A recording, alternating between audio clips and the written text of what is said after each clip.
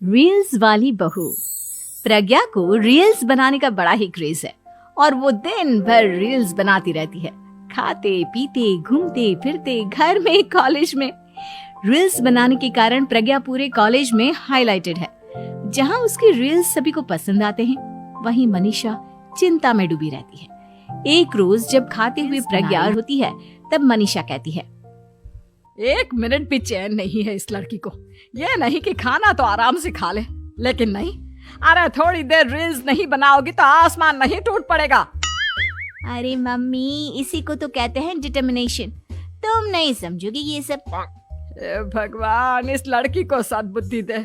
जब देखो तब टेढ़ा बाका मुंह बनाती रहती है।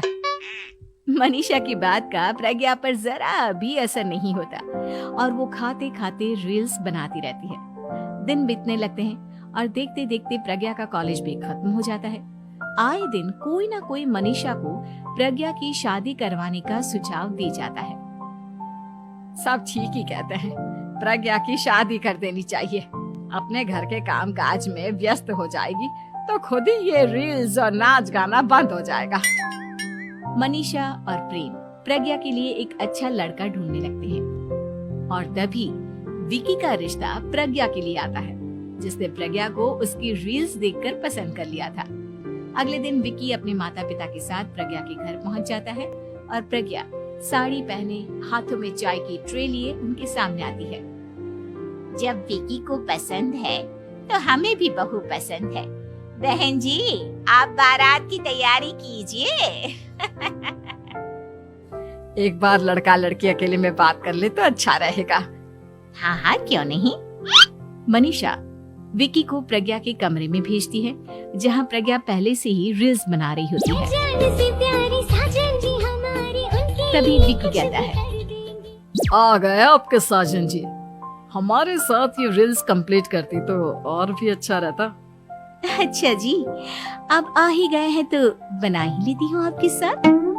दोनों मिलकर रील्स बनाते हैं। जब वी मीट और तुरंत पोस्ट भी कर देते हैं। फिर विकी कहता है, जब आप साड़ी में चाय लेकर आई तब मुझे लगा कि कहीं मैं गलत घर में तो नहीं आ गया।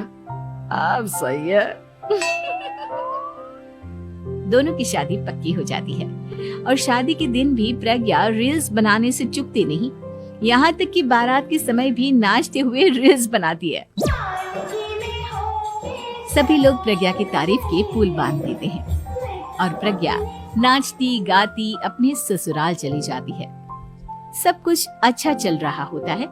प्रज्ञा यहाँ भी दिन भर हर चीज की रील्स बनाती रहती है। लेकिन कुछ दिनों के बाद जब सुनीता कहती, बहू, ये रील्स के साथ साथ कुछ काम भी कर लिया करो। वैसे तुझे और क्या क्या बनाना आता है? मम्मी जी, वैसे तो सब कहते हैं कि मैं सब कुछ अच्छा बनाती हूँ, लेकिन मुझे लगता है कि मैं मैगी अच्छा बना लेती हूँ। हाँ, कॉफी भी अच्छा बना लेती हूँ और मुंह तो सबसे अच्छा बना लेती हूँ। हैं? अच्छा अच्छा। सुनीता अपना माथा पकड़ लेती है और कहती है, बहू, कुछ खाना बनाना भी सीख लेती। मम्मी जी, मैं लंबी प्लानिंग कर रही हूँ। जल्दी ही मैं इतनी फेमस हो जाऊंगी कि मुझे पैसे मिलने लगेंगे। हम दोनों राज करेंगे, राज ना कर काम करेंगे और लोगों की तो लाइन लगेगी हमसे मिलने के लिए। तेरा दिमाग खराब हो गया है क्या बहू? हंसी मजाक तक ठीक है, लेकिन इस तरह घर नहीं चलते। जितना जल्दी हो इस घर के तौर तरीकों को सीख लो। प्रज्ञा मुंह घुमाकर चली जाती है और तुरंत उसी वक्त एक रील बनाती है। ये देख सुनीता का गुस्सा 7वें आसमान पर चला जाता है और विकी के घर आती ही सुनीता उसे सब कुछ बताती है।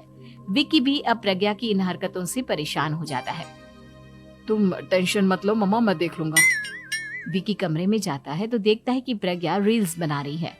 विकी बड़े ही प्यार से प्रज्ञा से कहता है, प्रज्ञा, इन सब के लिए मैं तुम्हें मना नहीं कर रहा हूँ, लेकिन फिर भी हर वक्त तो ये अच्छा नहीं लगता ना। समझने की कोशिश करो, मुझे भी तुम्हारा थोड़ा वक्त चाहिए। मैं जब ऑफिस से आता हूँ तो मुझे समय देने की जगह इसी में लगी रहती है। तुम ज्यादा ही सोच रहे हो। तुम भी मेरे साथ रील्स